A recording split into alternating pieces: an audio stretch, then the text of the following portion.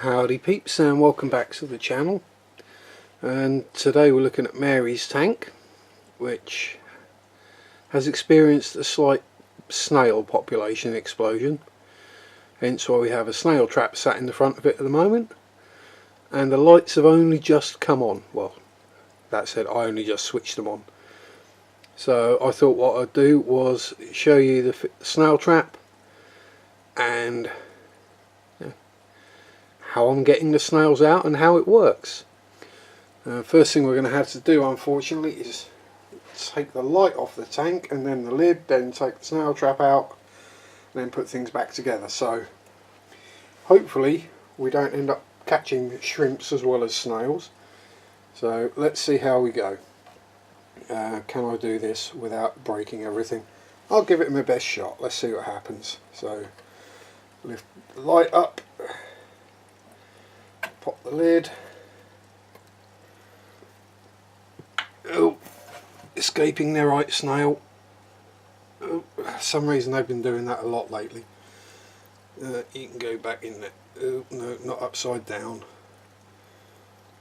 Oh, come on.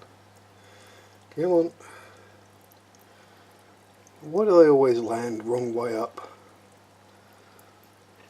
Alright, so pop the light to the back of the tank. Hopefully the other nerites won't try and escape. They've been doing that a lot lately. Just dry my hand off a little so before I start handling lights or anything. Let's just see where Snaily ended up. Yeah, looks to be right way up. So now hopefully when I lift the trap the shrimp will scuttle off and leave all the snails on it. Come on. There we go. It's got the shrimpy off. So I'm going to have to get back behind the camera so I can actually see what I'm doing. So here we have the snail trap. Fairly well covered in tiny little snails. So I'll pop it off the tank. And I have a bucket with some water in it here.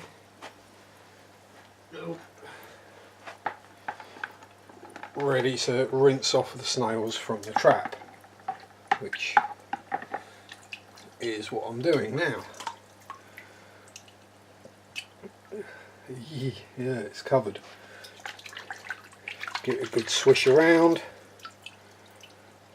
Hopefully get all the snailies off. You don't want to put any back in. And once I've got all these off, I'll show you the trap in closer detail and talk a bit about it. Not that there's a lot to say. It was a super cheap one that I got from Amazon. I looked at several designs of the snail traps, and this one seemed to make the most sense to me. Okay, it's not really going to trap anything.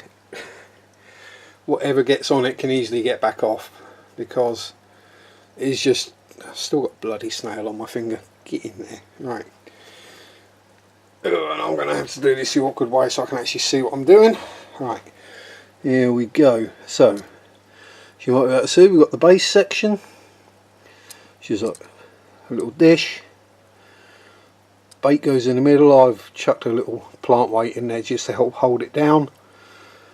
And the top section goes on so they can't get to the food, bait, and you just drop it in the tank.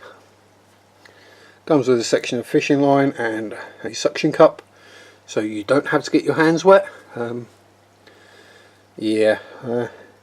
someone who keeps an aquarium is worried about getting their hands wet, then there's something badly wrong. Oh,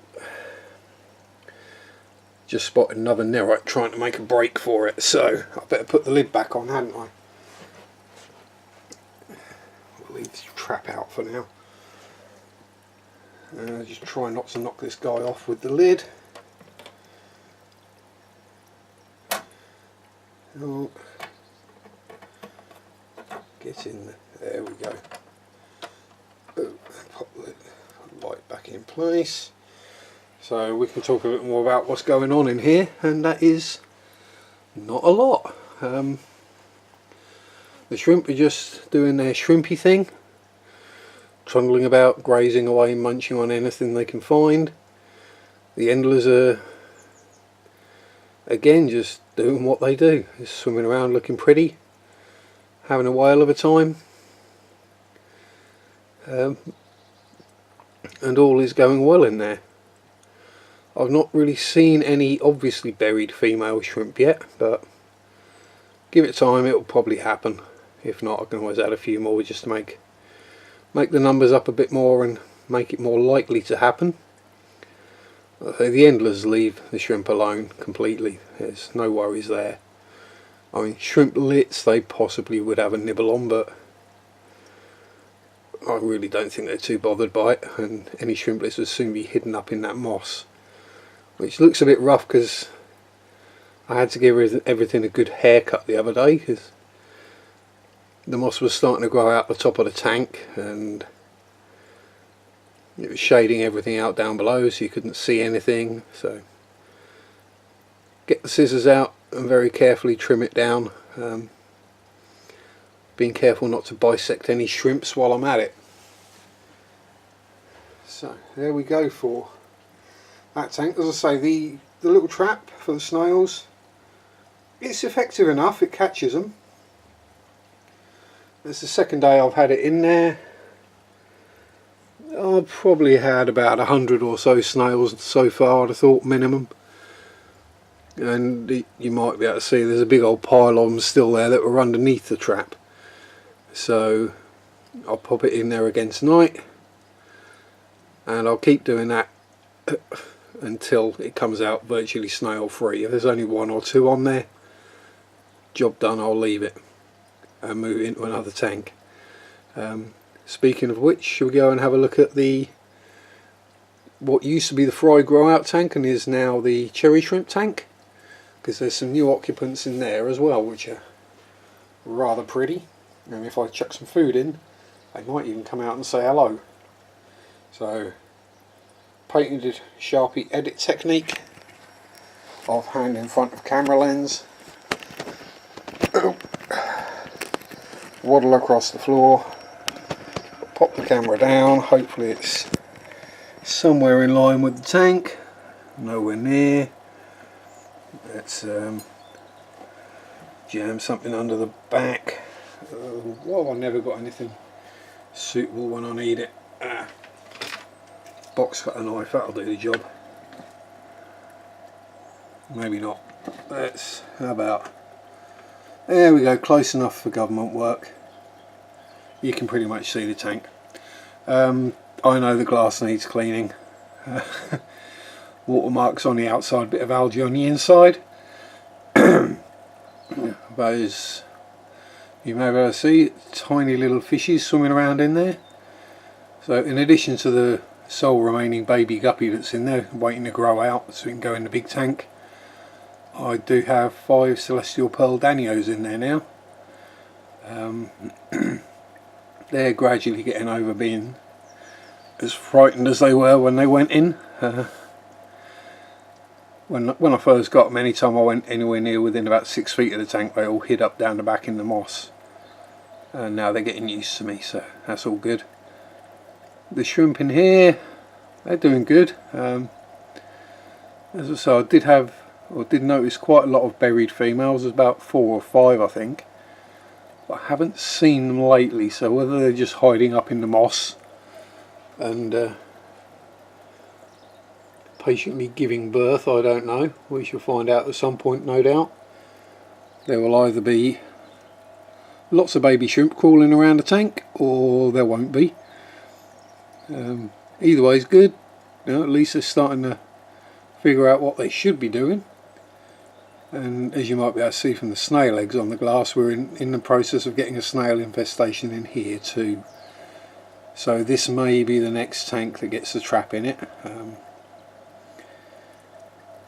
And there's also some blackbeard algae on the Java fern, but I have ordered up some 3% hydrogen peroxide so I can lift that out, give it a dip or spray or whatever, and hopefully kill that and get rid of it.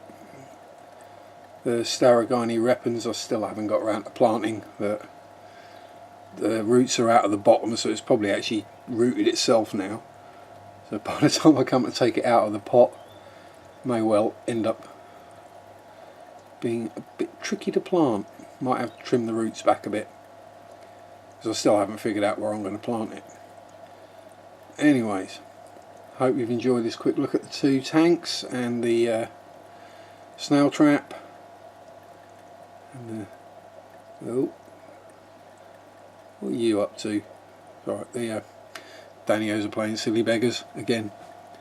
And I'm not sure if they've been laying eggs or not, because they keep disappearing into the moss in pairs and then coming out. So there might be baby Danios at some point. But anyway, yeah, I hope you've enjoyed a look at the 2 tanks, the snail trap, and maybe pick something up, learn something, spotted something I've done drastically wrong that's going to come back and bite me in the butt. Probably more likely the latter. So yeah, enjoy your fish keeping, have fun, peace out, rock on, and bye bye.